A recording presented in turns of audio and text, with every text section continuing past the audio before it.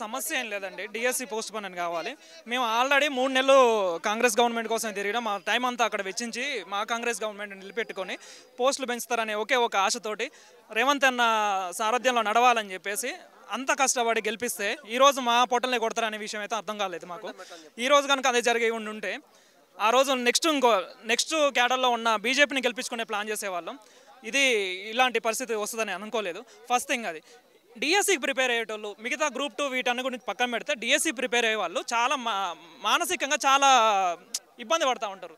ఎందుకంటే వాళ్ళు ఆల్రెడీ ఎక్కువ మంది అమ్మాయిలు ప్రిపేర్ అవుతారు. వాళ్ళు మానసిక స్థైర్యం కోల్పోయి చాలామంది ఇట్లాంటి సడన్ డెసిషన్లు చెప్పడం వల్ల సూసైడ్ అటెంప్ట్ లాంటి వాళ్ళు ఏదన్నా వాళ్ళు చేసుకునే అవకాశాలు ఎక్కువ ఉంటాయి.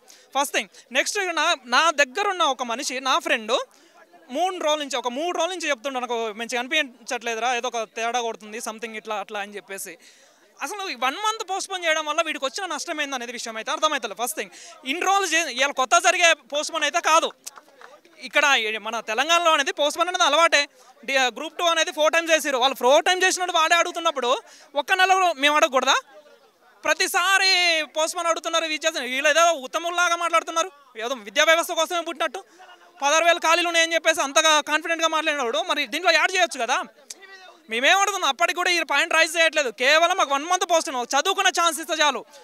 ఎక్కువ కూడా అడగట్లేదు. 1 month post phone. At least syllabus అనేది 1 టైం రివిజన్ కావట్లేదు. 1 టైం కావట్లేదు. సిలబస్ అనేది గ్రూప్ 2 సిలబస్ ఉంటుంది. 1 టైం రివిజన్ కావట్లేదు. చూడడానికి స్కూల్ బుక్సే కదా, తొక్కలో చదవచ్చు కదా అని చెప్పేసి అంత ఈజీగా ఉండదు. దిగుతా తెలుస్తుంది లోతు అనేది ఎలా ఉంటుంది అనేది.